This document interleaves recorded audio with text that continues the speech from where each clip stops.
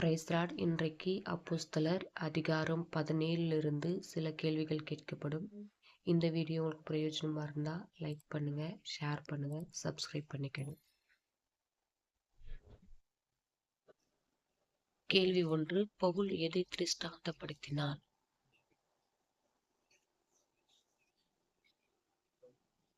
பதில்: நான் உங்களுக்கு அறிவிக்கிற இந்த இயேசுவே கிறிஸ்து என்று. கேள்வி 2. உலகத்தை கலக்குகிறவர்கள் இங்கேயும் வந்திருக்கிறார்கள் என்று யாரை சொன்னார்கள்?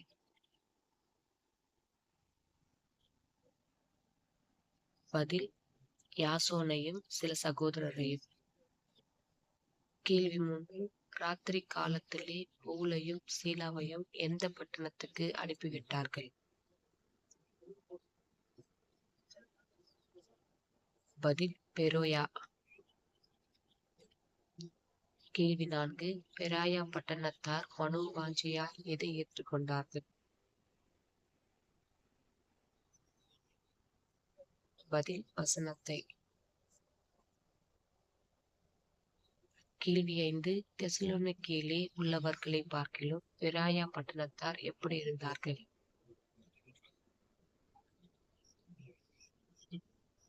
பதில்: நற்குணசாலிகளாய் இருந்தார்கள். கேள்வி 6. பவுல் யாருக்காக அத்தேனா பட்டணத்தில் காத்து கொண்டிருந்தார்?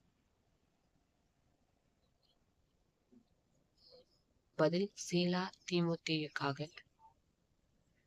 கேள்வி 7. எந்த பட்டணம் விக்கிரகங்களால் நிறைந்திருந்தது?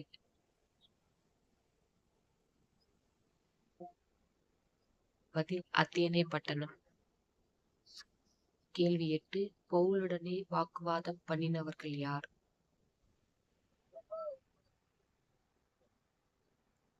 பதில்: ஞானிகளில் சிலர். கேள்வி 9. பவுலை எந்த மேடைக்கு அழைத்து கொண்டு போனார்கள்? பதில்: மார்ஸ் மேடைக்கு. கேள்வி 10. பவுல் அத்தேனே பட்டணத்தில் எந்த பலிபீடத்தை கண்டார்?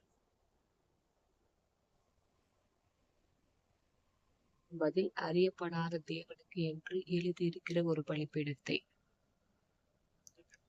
கேள்வி 11. தேவனானவர் வானத்திற்கும் பூமிக்கும் ஆண்டவராய் இருக்கிறபடியால் எங்கே வாசம் பண்ணுகிறதில்லை? பதில்: கைகளினால் கட்டப்பட்ட கோவில்களில்.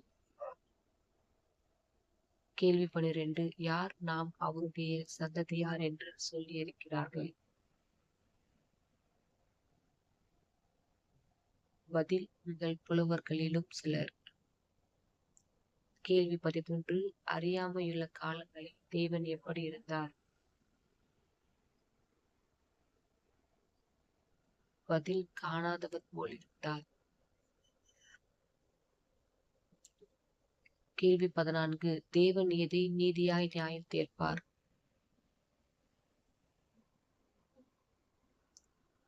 பதில்: பூலோகத்தை. கேள்வி 15. மார்ஸ் மேடையின் நியாயாதிபதி யார்?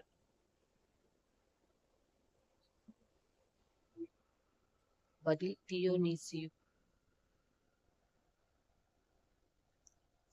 God bless you.